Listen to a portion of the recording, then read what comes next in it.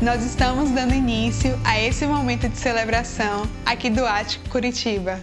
E é com muita alegria que a gente recebe você aqui conosco e nós queremos saudar você aonde você estiver, no dia que você estiver aí nos assistindo. Nós estamos dando continuidade à nossa série O Caso Jesus. Perguntas que demandam respostas. A existência desse homem que mudou para sempre a história da humanidade. E nós temos um tempo de celebração onde nós cantamos algumas canções e essa canção nós cantamos com as crianças. Gostamos de cantar, de exaltar a Deus com as crianças. Então aproveite esse momento e vamos cantar juntos.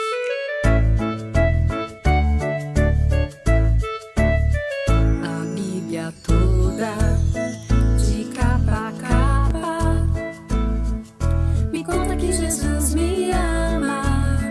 A Bíblia toda, de capa a capa, me conta que Jesus me ama. Ele me criou, ele me salvou, ele vai voltar pra me buscar. Ele me criou, ele me salvou, ele vai voltar pra me buscar.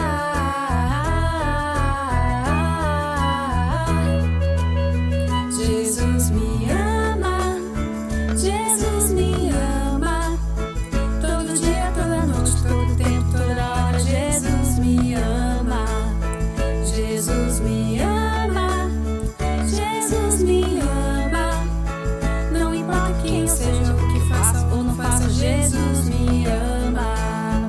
A Bíblia toda, de capa a capa, me conta que Jesus me ama. A Bíblia toda, de capa a capa, me conta que Jesus me ama. Ele me criou, ele me salvou, ele vai voltar pra me buscar. Ele me criou, ele me salvou, ele vai voltar pra me buscar.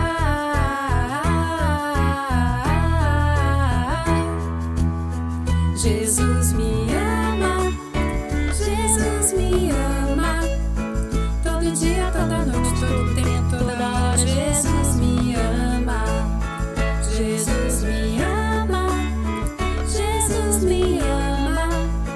Não importa quem eu seja, o que eu faça ou não faça, Jesus me ama, Jesus me ama, Jesus me ama. Todo dia, toda noite, todo tempo, toda hora. Jesus me ama, Jesus me ama, Jesus me ama. Não importa quem eu seja, o que eu faça ou não faça, Jesus me ama. A gente tem ouvido falar ao longo dessa série sobre a veracidade da existência de Jesus. E algo muito precioso que a gente pode aprender e ficou de lição para todos nós sobre a vida dele foi a oração que ele fez. Ele chamou Deus de Pai. E não somente do Pai dele, mas o Pai que é nosso Pai. E eu queria te convidar nesse momento a poder falar com o Senhor, falar com Deus, da maneira como você gostaria de chamar Ele. E você tem a liberdade e intimidade de fazer Ele te ouvir e também você possa ouvir Ele nesse momento. Então separe esses minutinhos com quem você está aí na sua casa e você possa falar com o Senhor, porque Ele quer te ouvir nesse momento.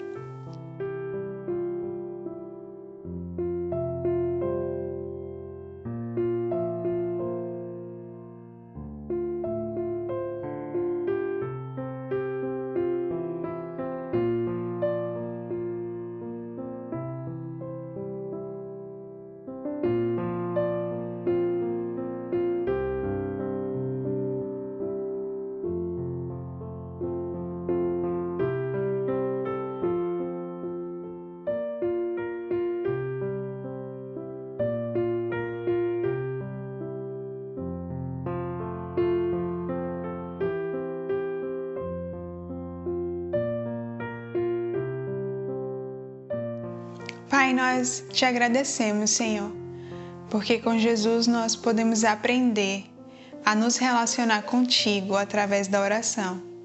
Essa é a forma como a gente pode falar contigo e também te ouvir, Deus. E eu oro pedindo para que cada um de nós possa se sentir livres nesse momento de ser quem nós somos diante da sua presença, Senhor. Eu oro pedindo para que cada pessoa consiga se referir ao Senhor como o Senhor é e ela também possa te conhecer de maneira particular e íntima, Senhor, ao longo desses dias. Que todos os fatos que a gente tem aprendido sobre Jesus e sobre a sua vida e sobre a sua história possa gerar em nós um relacionamento íntimo e profundo contigo, Senhor. Essa é a nossa oração, para que o Senhor permaneça conosco, nos livrando de todo mal, Pai, cuidando daquilo que é precioso para nós. No nome precioso de Jesus é que nós oramos. Amém. Amém. Dia 7 de abril, estaremos de volta com um pequeno grupo do Ático. São encontros online semanais de 45 minutos para aprendermos mais sobre a fé cristã. Fale com a gente pelo WhatsApp e participe.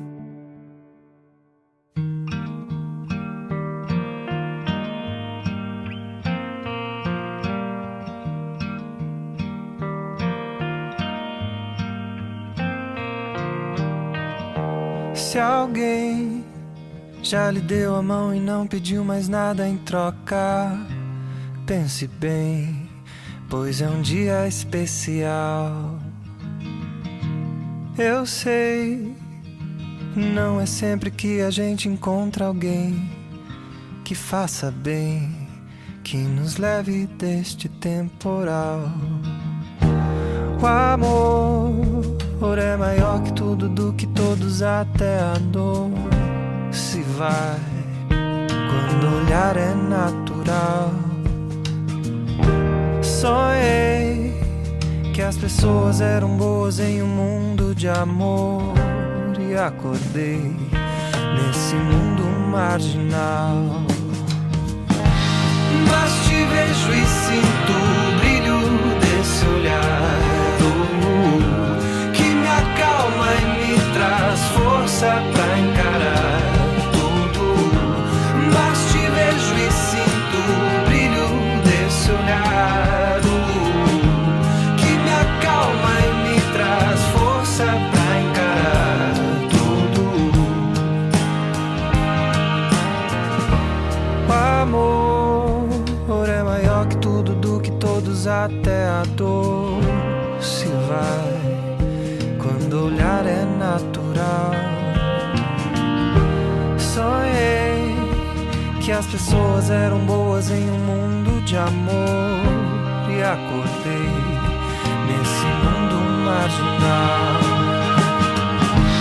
Mas te vejo e sinto o brilho desse olhar, que me acalma e me traz força pra encarar tudo. Mas te vejo e sinto o brilho desse olhar, que me acalma e me traz força pra encarar tudo.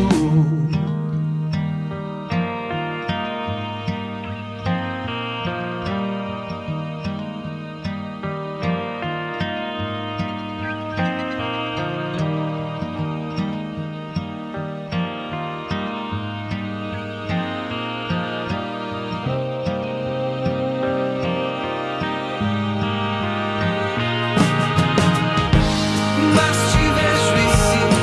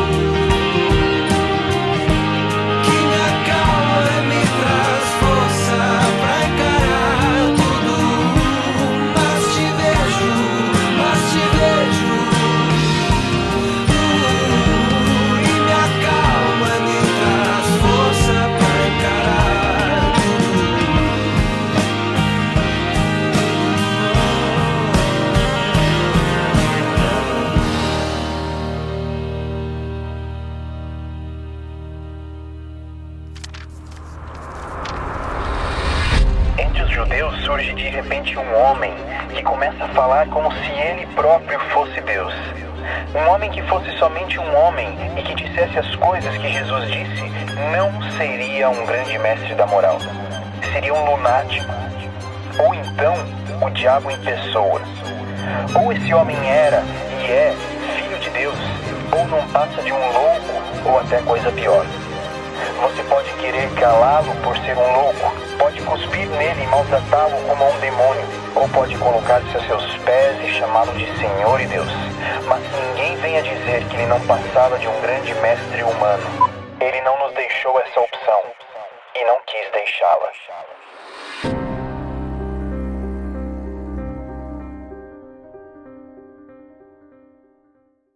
E aí, pessoal do Ático, muito bom estar com vocês no dia de hoje, viu? Deus abençoe muito esse nosso tempo juntos. E alguns dias atrás, 2 domingos atrás, para ser mais exato, nós iniciamos essa série, O Caso Jesus. E o assunto de 2 domingos atrás foi tentar responder a seguinte pergunta: afinal de contas, quem era Jesus? E nós vimos que os líderes religiosos afirmavam que Jesus era um grande herege que merecia a morte. Os discípulos diziam que Jesus era o próprio Messias. E o próprio Jesus afirmava ser o Messias, o Filho de Deus, o próprio Deus encarnado. E essa afirmação foi que levou Jesus à morte. Dessa forma, domingo passado foi trabalhado as respostas para essa pergunta. Mas por que ele teria que morrer? Pessoas não têm dúvida acerca da historiedade da pessoa de Cristo. Eles acreditam que Jesus existiu, foi um ser humano. Ou as pessoas também não têm dúvidas acerca do fato de que existe um Deus criador, uma grande mente por detrás de todo o universo, mas o grande problema das pessoas é o fato do porquê Jesus teria que morrer. Sobre isso, o pastor Tim Keller ele afirma o seguinte: esta é uma questão que ouço mais frequentemente do que Deus realmente existe. E ele continua dizendo o seguinte: o Deus do cristianismo se parece com os deuses vingativos dos tempos primitivos que precisam ser apaziguados através do sacrifício humano. Ainda, por que Deus não poderia simplesmente perdoar todas as pessoas, ou pelo menos aqueles que se mostram arrependidos de seus erros? Ele está dizendo que pessoas pensam assim pelo fato de deixarem para trás a seguinte lógica. Olha só, em qualquer relacionamento onde existe algum dano ou prejuízo, o custo será pago por alguém. Se você visitar minha casa, for com o seu carro e de repente você dá uma ré e quebra alguma coisa, ou você está na minha sala, bate a mão sem querer num vaso, cai no chão e quebra, um dano foi feito. Um dano foi causado. Existem 2 opções. A primeira é a seguinte: a primeira opção é eu dizer para você, ok, eu vou fazer 3 orçamentos e vou apresentar para você um deles para você pagar. Isso é justiça, você vai pagar o dano causado. Agora eu posso virar para você e dizer o seguinte: olha, aquilo que você causou de dano na minha casa ou o vaso quebrado, você não precisa pagar, fique tranquilo. Mas o ponto é o seguinte: alguém vai pagar a conta, ou você ou eu. Se eu disser para você, fique tranquilo, eu tenho que repor o dano daquele vaso. E este é o caso. Em qualquer relacionamento onde existe algum dano ou prejuízo, o custo será pago por alguém. Alguém vai precisar pagar a conta. Dessa forma, o perdão sempre envolve uma experiência de morte e ressurreição. E a grande questão é que nós temos que perceber a grande história por detrás da história de Jesus, da qual o próprio Jesus cria, que ele fazia parte, e ele é o centro dessa grande história. Ele cria que Deus, no início de toda a história, ele criou um imenso jardim, o nosso planeta, de maneira perfeita, no relacionamento dele, de Deus para com os seres humanos, dos seres humanos um para com o outro, para consigo mesmo, para com a natureza, para com o ecossistema. E Deus colocou os seres humanos num grande jardim, com 5 bilhões de árvores diferentes, de frutos diferentes para eles desfrutarem. Mas no centro daquele jardim, ele colocou a árvore do conhecimento do bem e do mal, para que não houvesse dúvida. Eles poderiam desfrutar de 999.999 frutos diferentes, mas de um não. E ele colocou justamente aquele fruto para que os seres humanos não fossem robôs. Eles tivessem a opção de escolher entre depender do Deus Criador e permanecer em conhecimentos únicos exclusivamente do bem, daquilo que é justo, da fonte de toda a vida, ou se desconectarem ao comerem daquele fruto e experimentarem o mal, a morte, a corrupção e o pecado.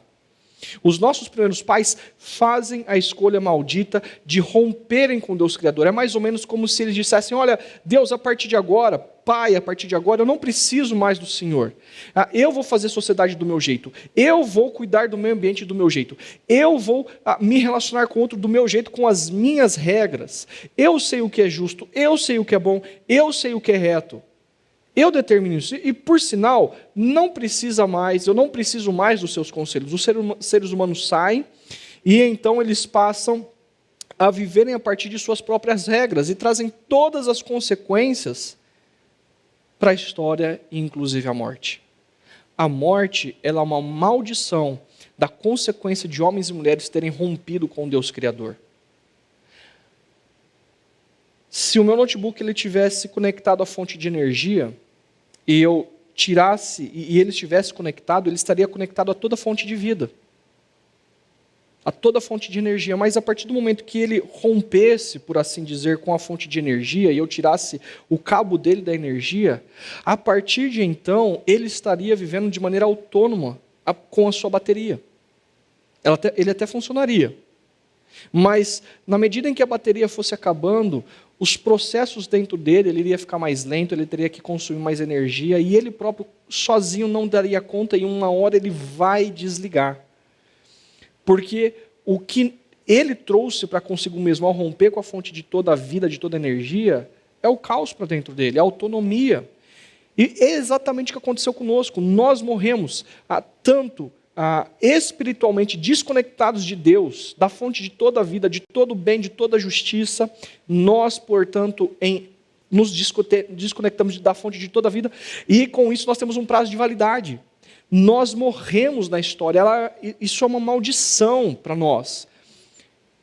E então nós morremos eternamente, porque o que se faz com um produto como esse notebook, que não está mais conectado à fonte de vida? Eu não tenho mais carregador dele. Ele rejeitou, por exemplo. Ele só vai servir para ser jogado fora. Assim, Jesus entra na história. Jesus ele entra na história para nos substituir. Ele entra na história para resolver o nosso problema do pecado, que trouxe todo o caos na história, no relacionamento para com Deus, no relacionamento para com o próximo, no relacionamento para consigo mesmo e para com o meio ambiente. E Jesus vem para restaurar todas as coisas. No entanto, Jesus ele precisa nos substituir e morrer no nosso lugar. E é a partir disso, a partir dessa realidade da sua morte e de sua ressurreição, que hoje nós tentaremos responder a seguinte pergunta: existem evidências da ressurreição de Jesus? E talvez o relato mais próximo que nós tenhamos é o relato do apóstolo Paulo, quando ele vai escrever a carta aos 1 Coríntios, lá no capítulo 15, acerca do que ele compreendia, ou da compreensão cristã do primeiro século acerca da ressurreição. E essa carta ela é escrita mais ou menos por volta de 55 depois de Cristo. É interessante. Significa que, provavelmente, Paulo escreveu essa carta 25 anos depois da morte e ressurreição de Jesus. É algo muito recente. E olha só o que Paulo diz. Acompanhem comigo, por favor, a partir do verso 1 ao verso 9.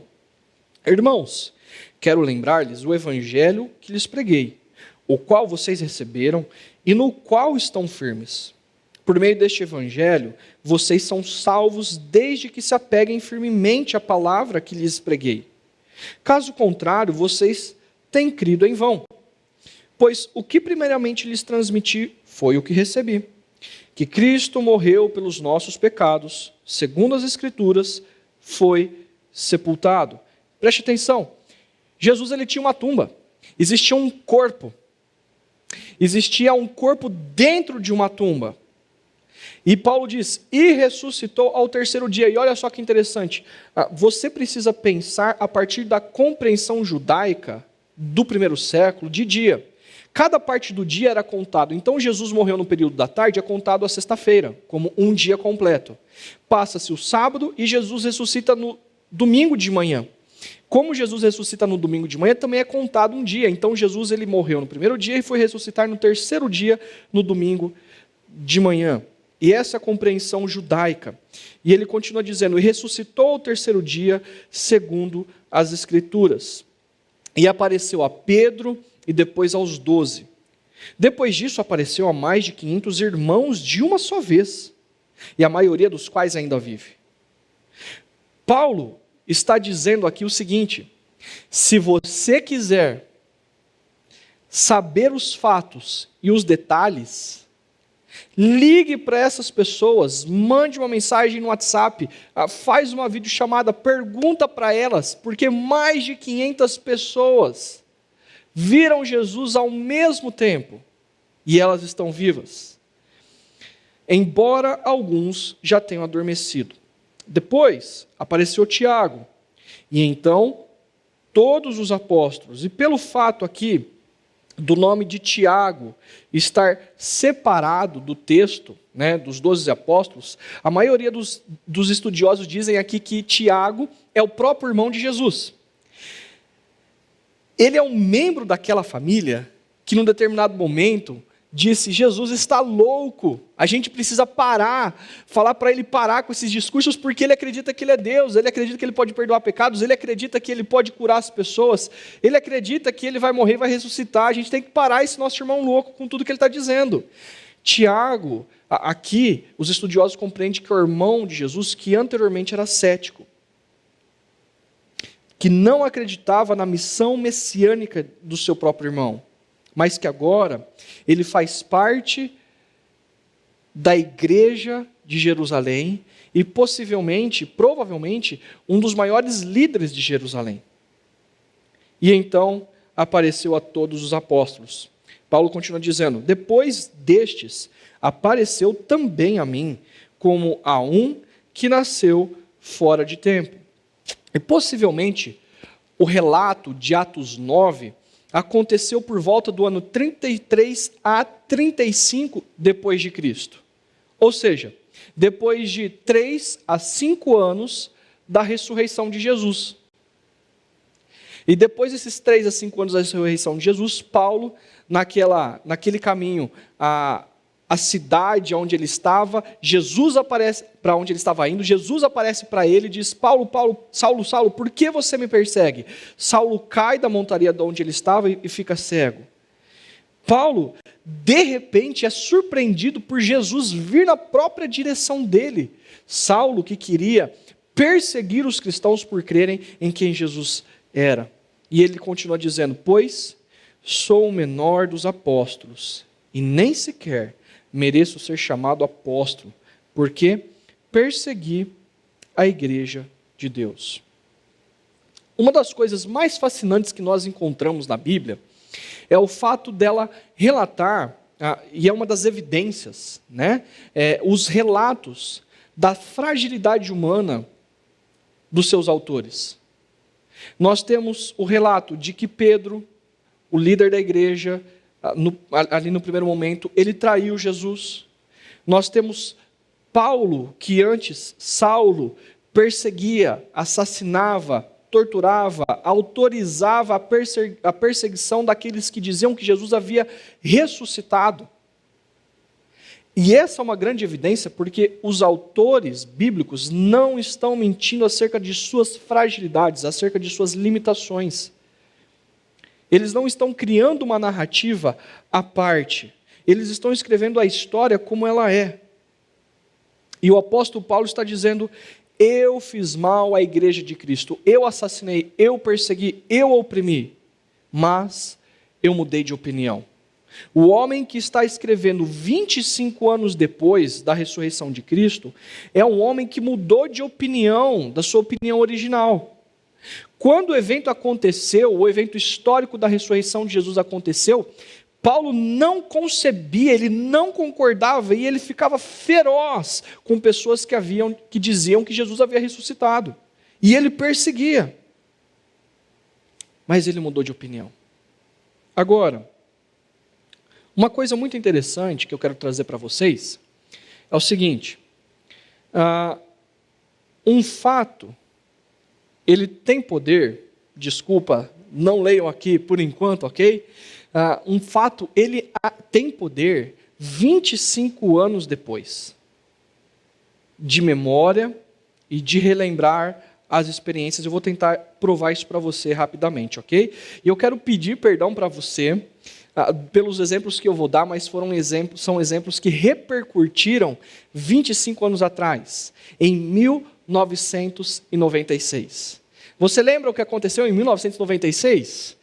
Eu não conseguiria lembrar tanto, então eu fui lá dar uma pesquisada e eu falei assim, uau, isso aconteceu há 25 anos atrás? Então, por exemplo, foi a primeira vez em repercussão nacional, onde foi manchete de jornais, aquela narrativa, aquela história do ET de Varginha.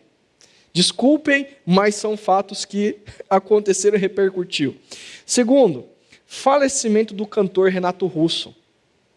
Foi uma grande comoção também.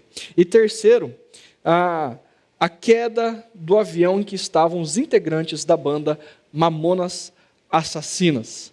Agora, qual é a razão pela qual eu estou colocando esses exemplos aqui para vocês?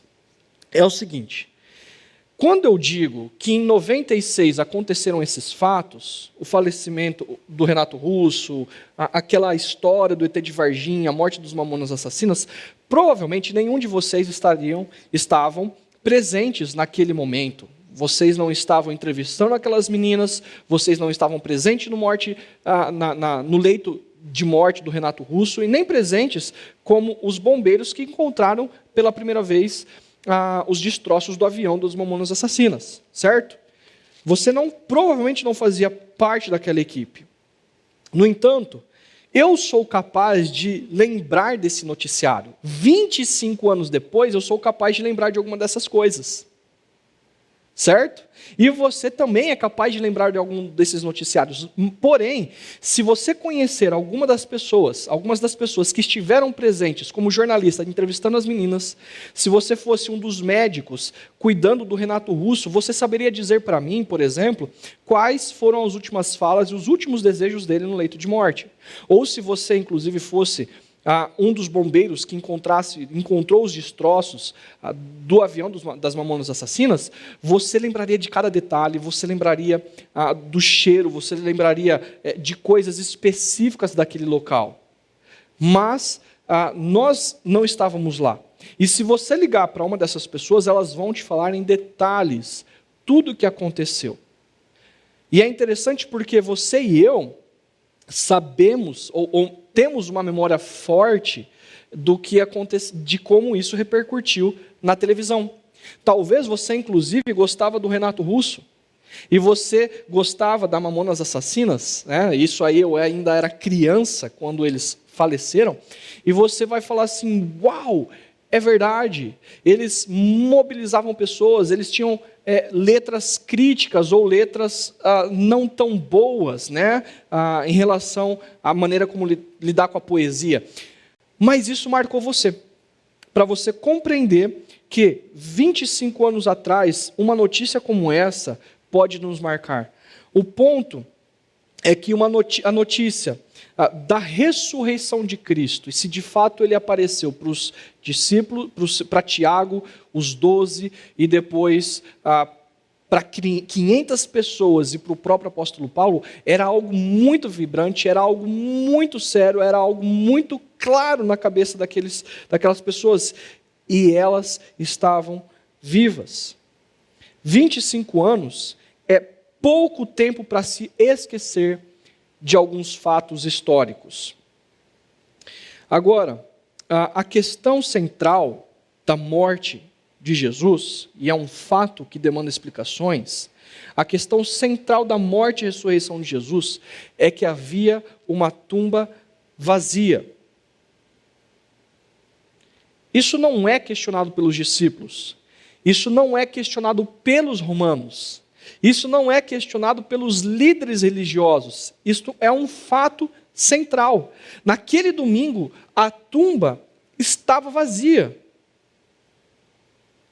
Nós temos, portanto, pessoas que no momento atual fazem algumas ou criam algumas teorias acerca dessa tumba vazia, que eles no primeiro século não tiveram. Então eu quero te apresentar 3 teorias. A primeira teoria é a teoria da conspiração. O que isso quer dizer? Quer dizer que quem olha ou quem acredita nessa teoria é que os discípulos de Jesus estavam amedrontados, os discípulos de Jesus estavam dispersos, estavam fugindo, eles abandonaram o seu mestre. E aí, de repente, no sábado, eles redobraram as energias, eles criaram coragem, foram lá, batalharam com aqueles soldados romanos, moveram uma pedra de mais de 1 tonelada, roubaram o corpo de Jesus e saíram anunciando que ele havia ressuscitado.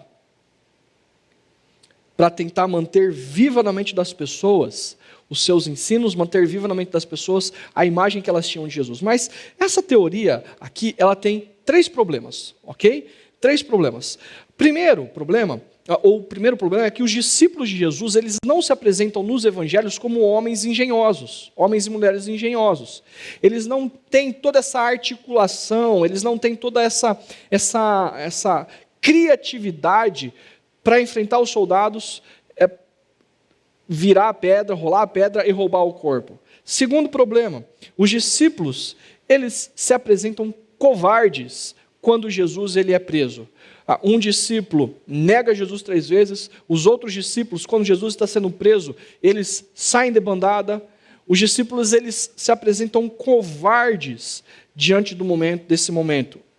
E por fim, o terceiro problema acerca dessa teoria da conspiração é que, se eles roubaram o corpo de Jesus, por que eles morreriam por uma mentira? Por que os discípulos iriam desenvolver essa narrativa e morrer como o próprio irmão de Jesus, como o próprio apóstolo Pedro, os outros apóstolos, por uma mentira?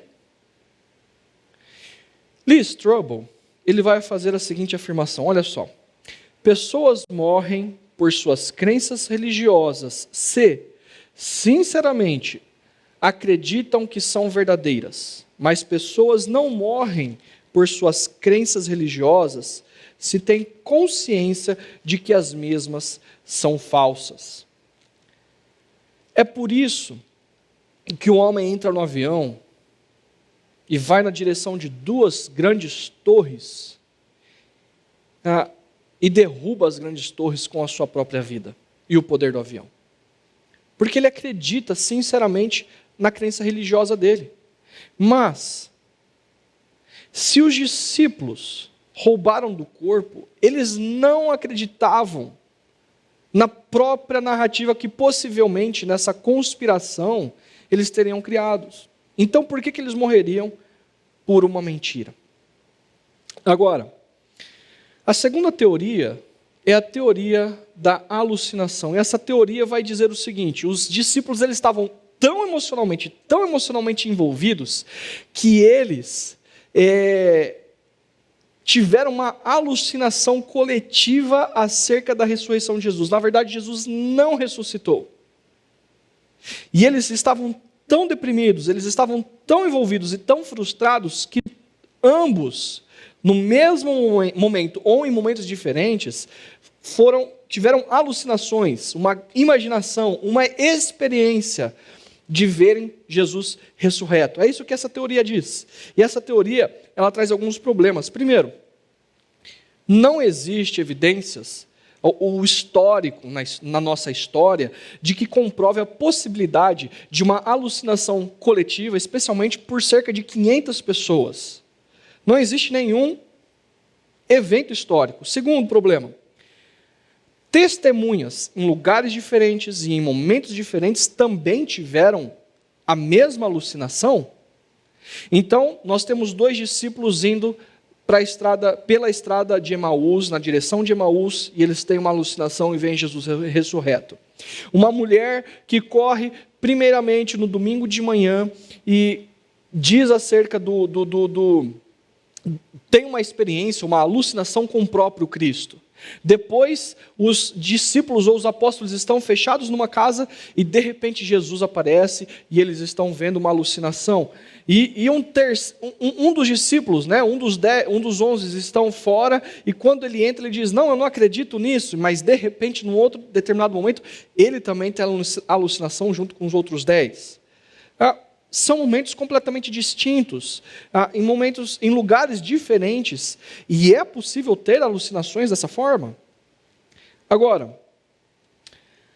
o terceiro problema é que alucinações demandam expectativas. Esse é o maior problema com essa teoria. Para ter alucinação sobre determinado assunto, você precisa ansiar, ver, desejar ver aquela questão, aquela alucinação. Então, pessoas que são tomadas por alucinações, elas querem ver aquilo. Então, alguém que acredita em fantasmas e quer ver um fantasma, de repente ela está de madrugada, vai para o banheiro, a toalha está no lugar errado, e de repente ela olha e dá um susto e fala assim, isso aqui é um fantasma. A pessoa, ela acredita e ela quer ver aquilo, ela quer ter uma experiência com aquilo, então ela sente essa alucinação. O cara, então, ou melhor, alucinações demandam algum nível de expectativa, mas agora qual que é o problema? Por exemplo, Tiago, irmão de Jesus, ele não cria que Jesus tinha o seu ministério como Messias.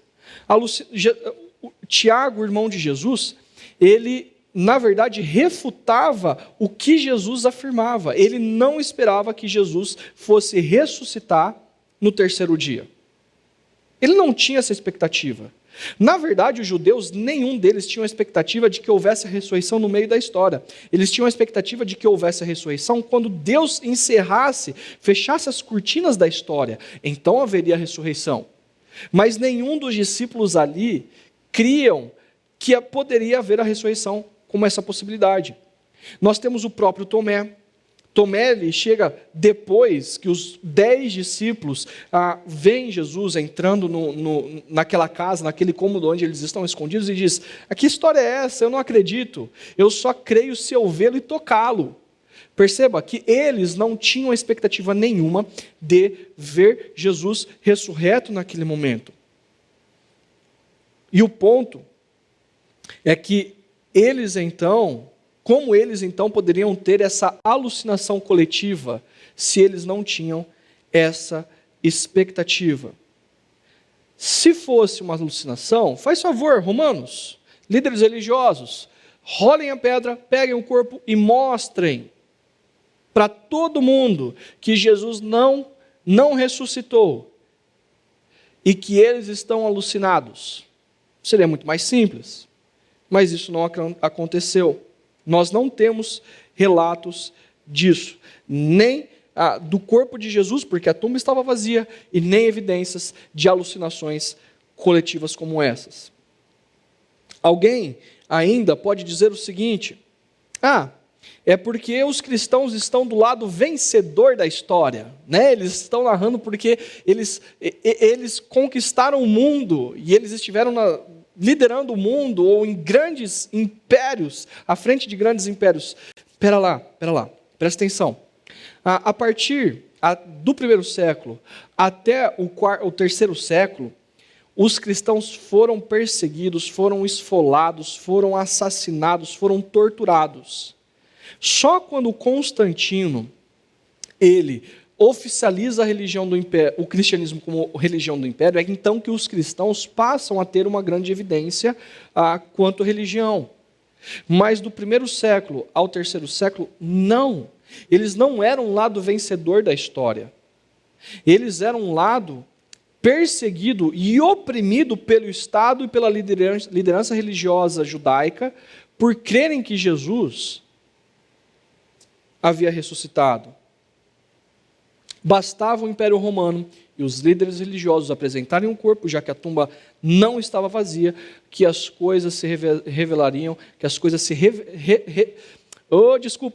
que as coisas se resolveriam, e então eles seria meramente uma teoria. Agora, por fim, a terceira teoria é a teoria da morte aparente. O que significa isso? Segundo essa teoria, Jesus ele não morreu na cruz. É como se Jesus estivesse tão fraco que ele tivesse desmaiado, mas não morrido. Jesus teve um colapso, Jesus teve um desmaio, mas não havia morrido. E ele ficou horas em estado de morto. Ele ficou horas em estado de desmaio. E aí Jesus está naquela tumba, os seus sentidos voltam, a sua força volta, e então Jesus, ele volta à vida, né? Teoria da morte aparente. Agora, também há alguns problemas com essa teoria. Primeiro, nós temos o relato de que um dos soldados romanos que estão ali vendo Jesus morrer, e depois de que Jesus brada, entrega o seu espírito ao Pai, ele vai lá e fura Jesus com a sua lança, e sai água e sangue do lado de Jesus. E isso é uma evidência para inúmeros legistas de que Jesus havia morrido. Um segundo problema com essa teoria.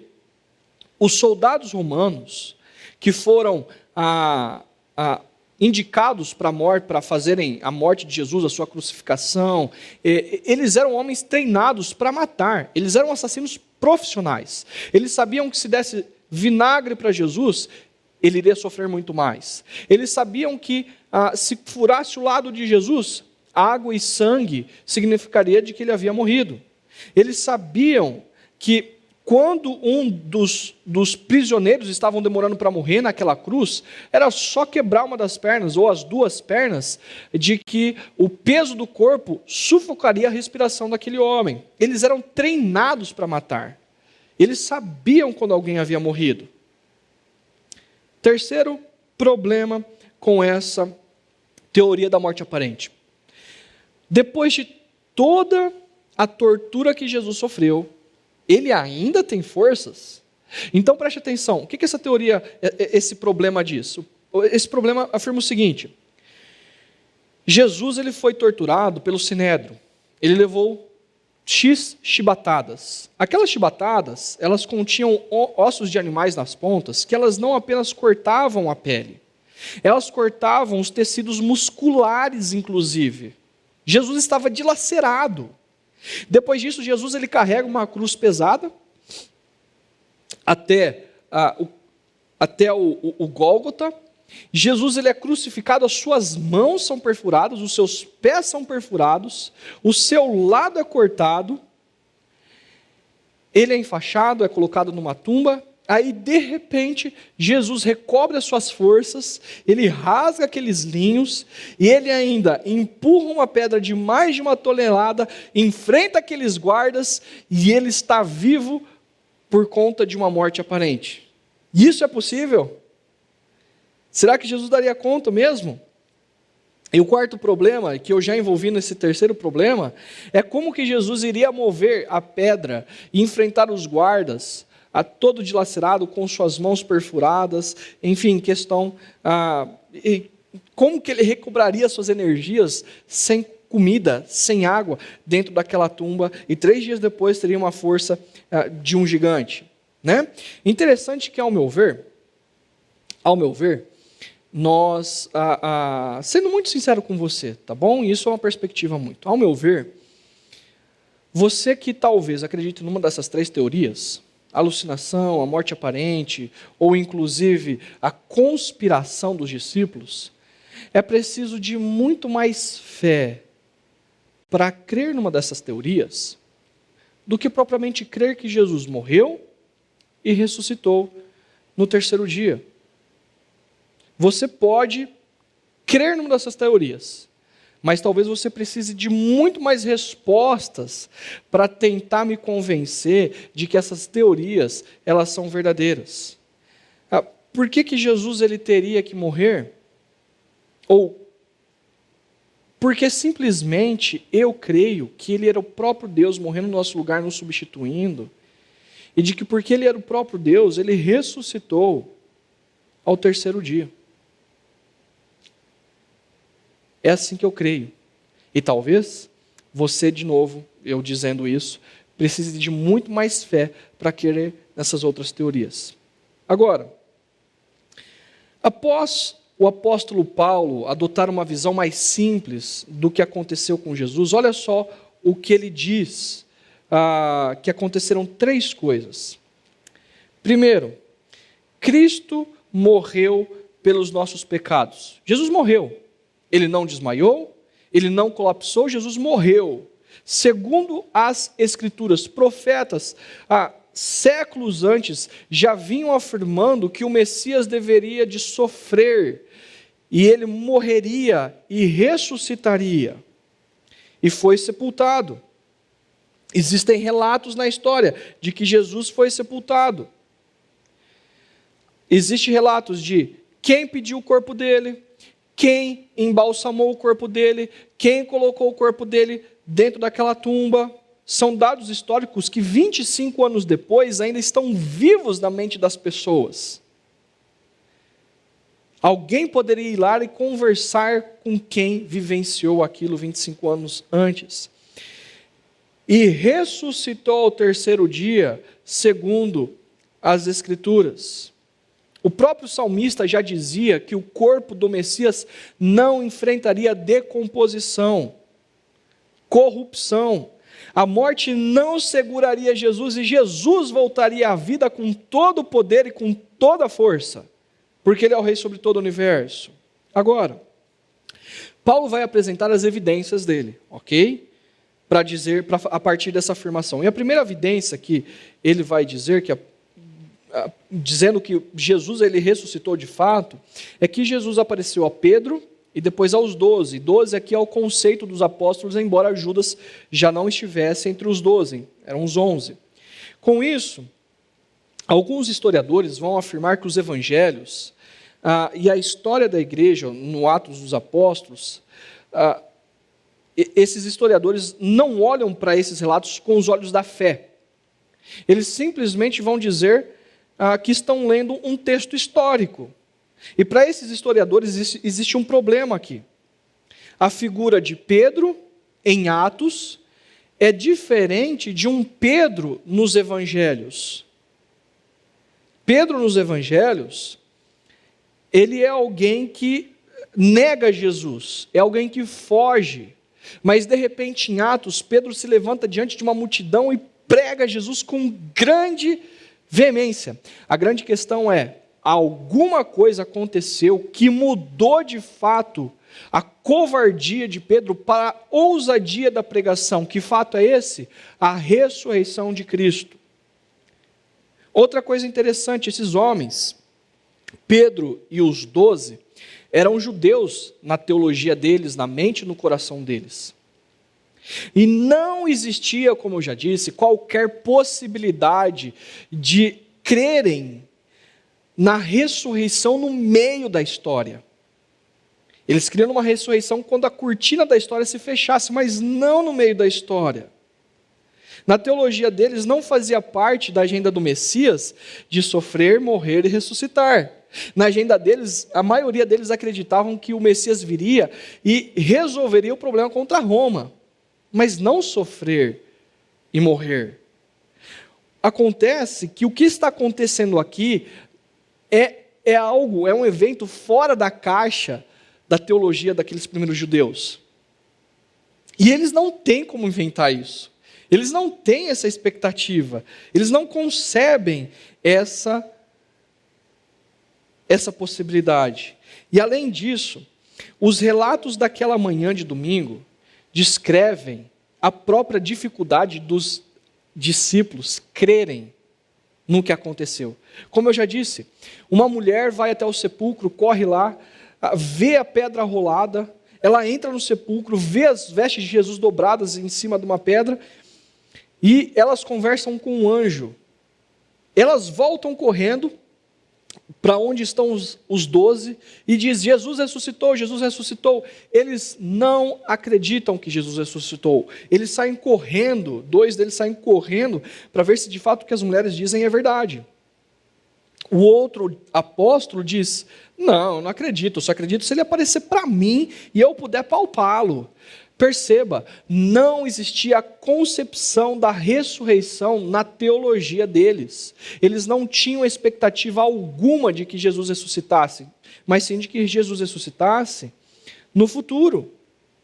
No futuro.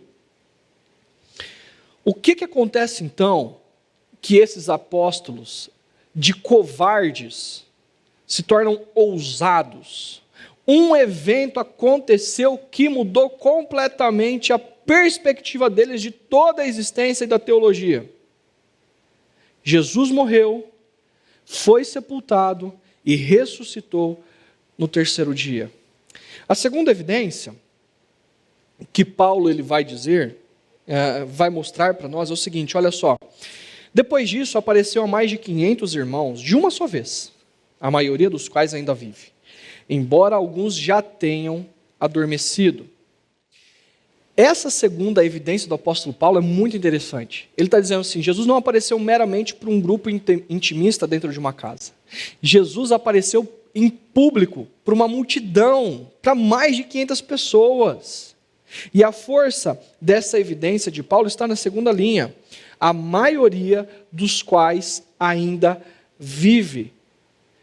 Nós vimos, por exemplo, 3 fatos que aconteceram em 1996. Nós cremos naqueles eventos, embora nenhum de nós estivéssemos presentes naqueles locais.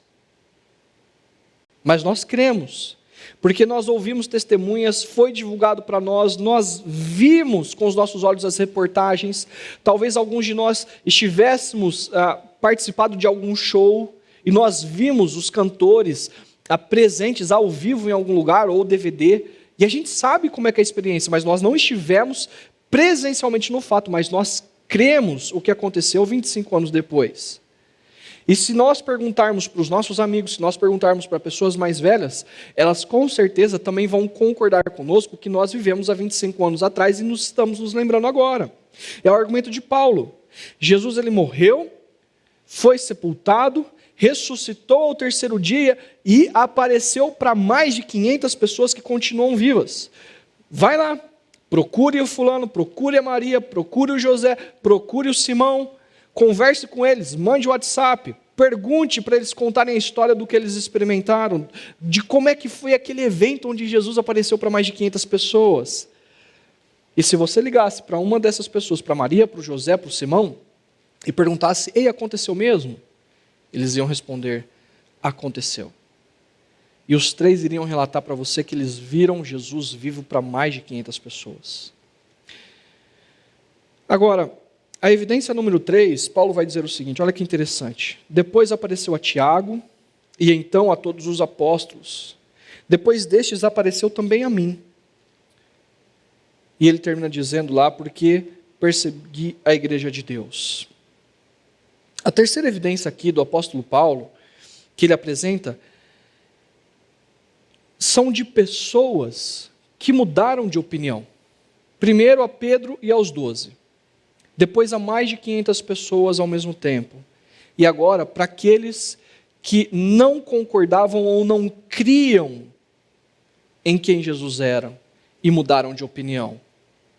Eles não pertenciam ao grupo dos 12 ou ao dos 500. Eles refutavam, eles lutavam contra. Eles achavam que Jesus era louco, ou eles achavam que Jesus era um herege que deveria de fato a morte. E todos aqueles que criam e anunciavam isso mereciam a morte. Eles não eram parte do grupo daqueles discípulos. Eles eram contra o grupo. Mas de repente, eles têm a experiência com Jesus ressurreto, com seus próprios olhos. E essa experiência muda o pensamento, o coração, a existência desses 2. De descrentes a crentes, de perseguidores a anunciadores de Jesus, a ponto do próprio Tiago, irmão de Jesus, se tornar um dos grandes líderes da igreja de Jerusalém e ser morto pelo seu irmão de sangue. Agora, o mais absurdo de tudo é o apóstolo Paulo. Poxa, eu odeio esse negócio de Jesus, eu odeio esse movimento. Eu autorizo vocês perseguirem esses cristãos que estão deturpando Jerusalém, a Galileia, a Judéia, estão deturpando ou trazendo esse movimento de caos para a nossa religião. E mais, eu mesmo vou persegui-los. Eu mesmo vou assassinar as pessoas, eu mesmo vou colocar o pé no pescoço delas e dizer para elas negarem aquilo que elas acreditam. Esse era Paulo. Mas de repente ele está numa estrada indo para Damasco, sentado num animal, ou num cavalo, ou num jumento, e o próprio Cristo aparece para ele: Saulo, Saulo, por que me persegues? Ele cai, e ele fica cego, e ele é transformado. De perseguidor, de assassino, ele é aquele que está disposto a anunciar o Evangelho, Jesus ressurreto para todo mundo de sua época. Por quê? Porque ele que negava o Jesus ressurreto, agora crê com seus próprios olhos e sua própria experiência que Jesus é Deus. E se você perguntasse para Paulo o seguinte: Paulo, ei, cara, mas o que você ganhou se tornando cristão, se tornando um apóstolo? Ele vai dizer nada. Nada. Na verdade, algumas cicatrizes, passei frio, passei fome, mas é o seguinte: eu não cria em quem Jesus era. Eu o odiava e odiava a pregação desses cristãos. Mas ele apareceu para mim em corpo. E eu criei. Eu creio que ele é o próprio Deus. Agora, quais são algumas implicações da ressurreição de Jesus para nós, especialmente no momento que a gente tem vivido? Primeiro, Jesus é quem disse ser. Porque Jesus, ele morreu e ressuscitou no terceiro dia,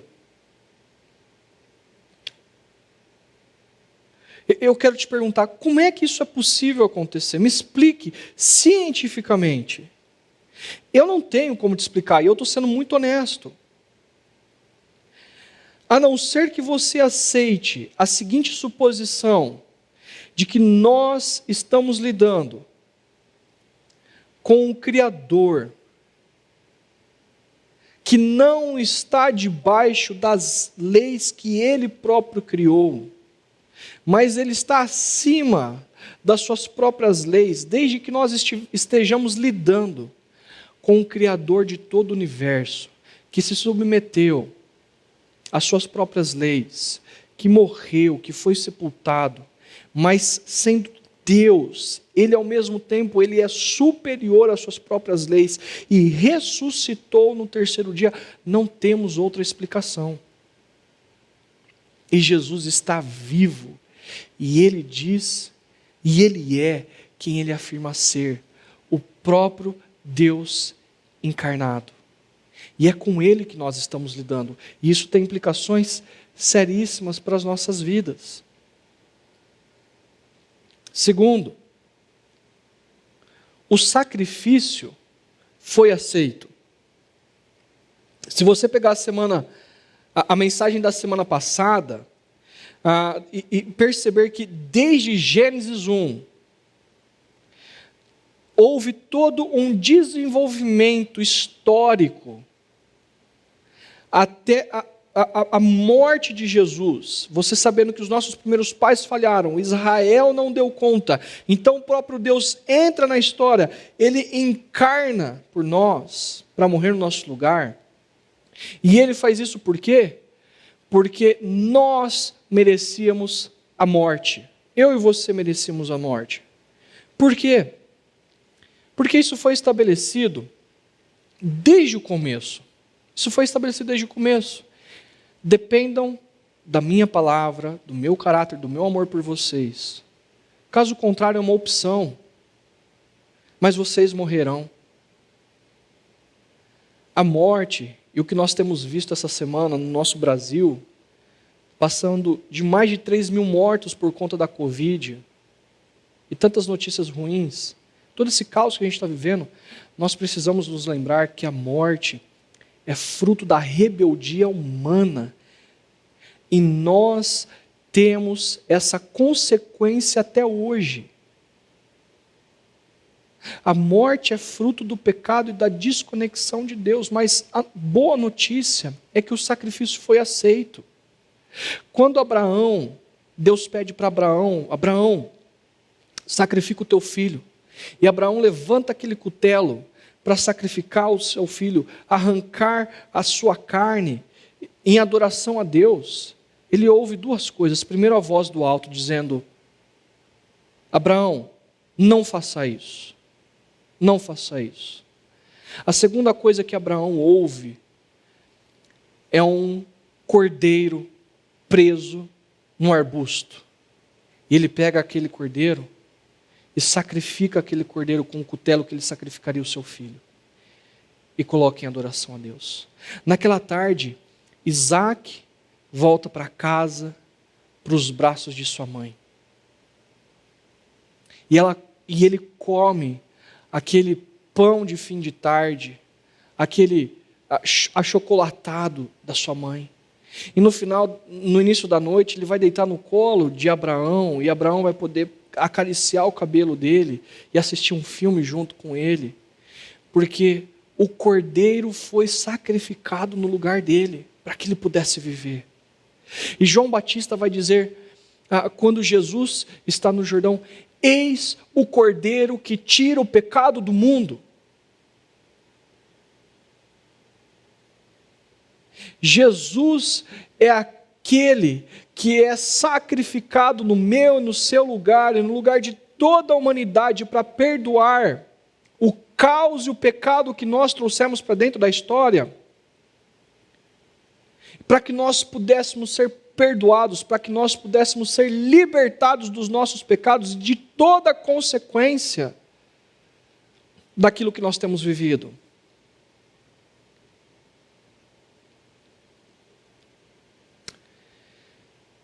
Agora, o sacrifício, ele foi aceito. Essa é a segunda implicação. A terceira implicação é a seguinte: a morte foi vencida. Se a morte ela entra na história por causa dos nossos primeiros pais, como uma maldição sobre toda a humanidade, o Deus encarnado que se fez homem, morre e ressuscita no nosso lugar, trazendo a vida para nós. A morte não é a última palavra, a morte não é o ponto final, mas a vida, ela é a última palavra. Ele vence a maldição da morte, ele ressuscita no 3º dia. E todo aquele que crê em quem Jesus é, ele próprio afirma, viverá. Por mais que os nossos olhos se fechem na história, eles se abrirão na eternidade, e nós voltaremos a viver junto com o próprio Cristo, restaurados em corpo físico, no mundo pleno, ausente de morte, de corrupção, ausente de crises, de ansiedade, de depressão, de seja lá o que for, qualquer doença.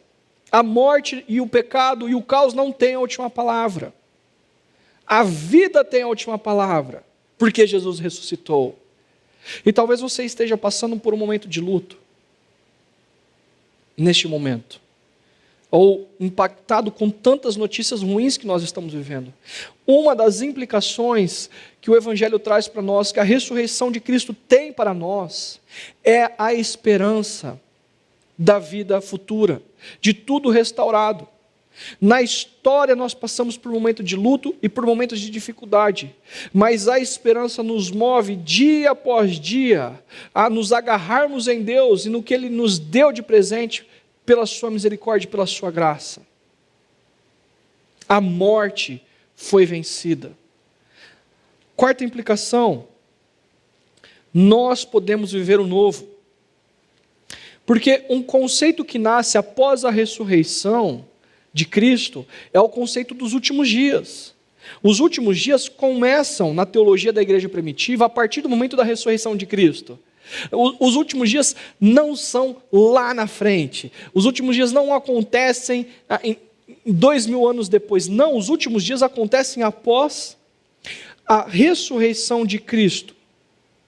E a ressurreição de Jesus é o sinal para os primeiros discípulos de que Deus começou a fazer tudo novo. Tudo novo.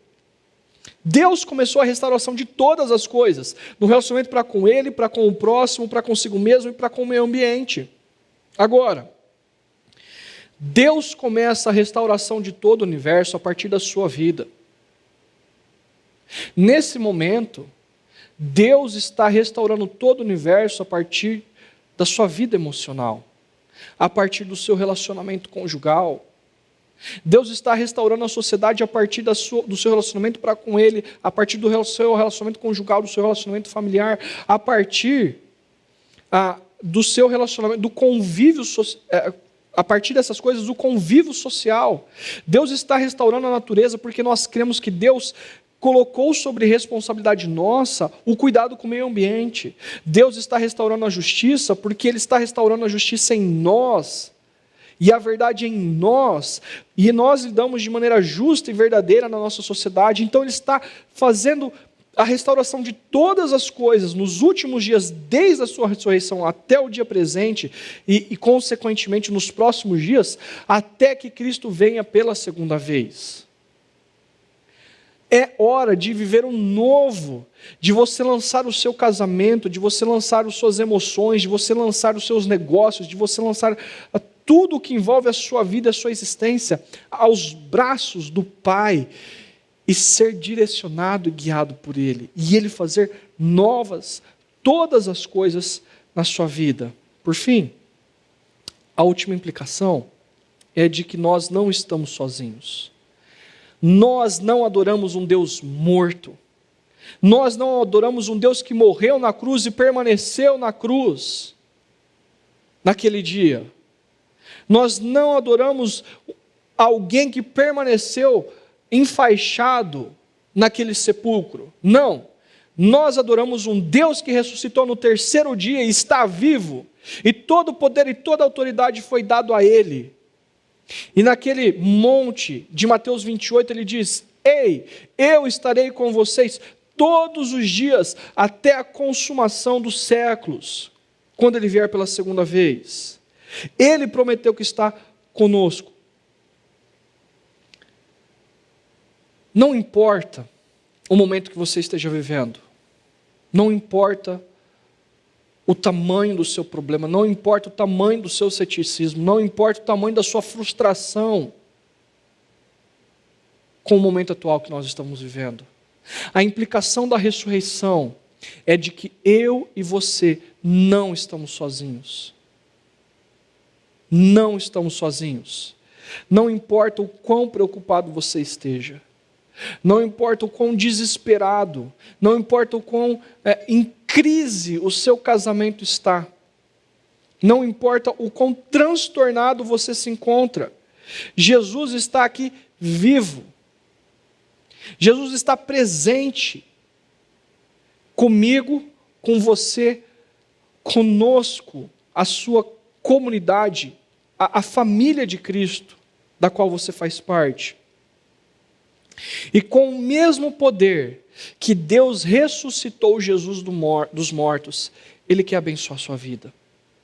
Ele quer se aproximar de você. Ele quer se relacionar com você. Ele quer se relacionar com você como um pai se relaciona com um filho, se relaciona com uma filha. Ele quer que você derrame as suas lágrimas na presença dEle, experimente a presença dEle junto de você, nesse momento que você está vivendo. Ele quer derramar sobre você a esperança que Ele traz na ressurreição de Cristo, não só a esperança futura, mas a esperança do momento presente que você está vivendo. Deus, Ele quer banir da sua vida os demônios que têm atormentado o seu casamento, têm atormentado você com inúmeras tentações. Deus quer banir todo o mal que tem causado a você. E Ele está vivo. A tumba está vazia. E Ele está com você até os últimos dias. Portanto, eu quero dizer para você, experimente nesse momento a aproximação de Jesus na sua vida, hoje, agora. Se renda ao poder dele, se renda à sabedoria dele, se renda à maravilhosa graça que ele te oferece nesse dia. Entregue a sua vida a ele, entregue as suas emoções a ele, entregue as suas preocupações a ele, derrame as suas lágrimas aos pés dele e abrace a presença viva dele na sua vida. Deus te abençoe.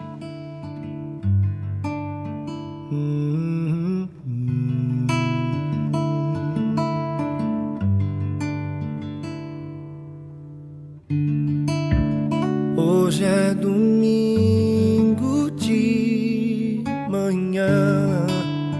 Hoje o sol não quer brilhar.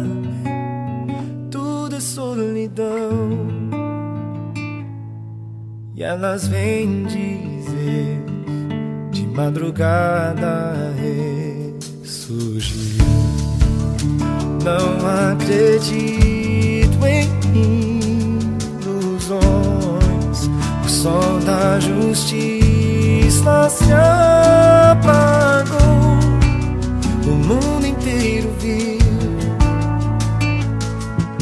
os cravos em suas mãos, o seu corpo a sofrer, sua morte lá na cruz. Não consigo entender agora este túmulo vazio, este anjo a questionar, porque procuro entre os mortos quem vive está.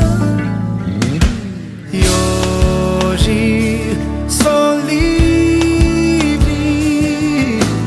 pois ele vive, ele vive, ele reina em mim,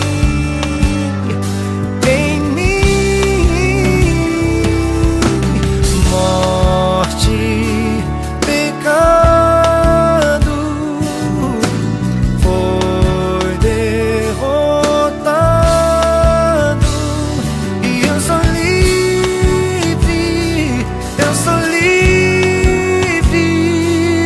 enfim, de mim.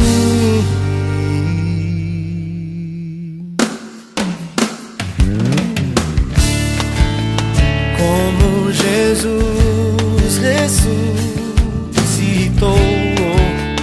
da morte eterna para a luz da água, renasci. Me faz sentido servir alguém melhor que eu. E hoje sou livre, pois ele vive, ele vive, ele reina em mim. E os que descansam no Senhor, quando voltar despertarão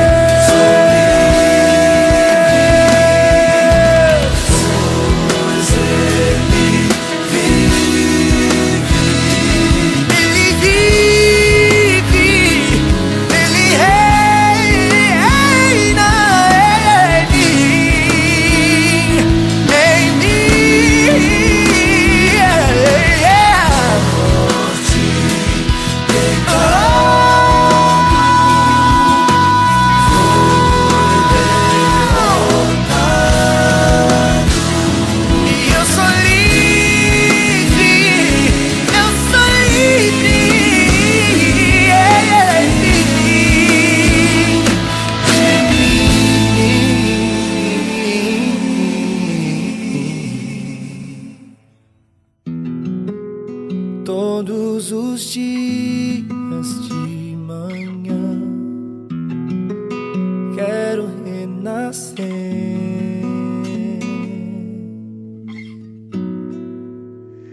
Que bom que você esteve conosco nesse tempo de celebração, que nós podemos cantar, podemos louvar a Deus, mas também podemos aprender um pouquinho mais sobre a sua palavra.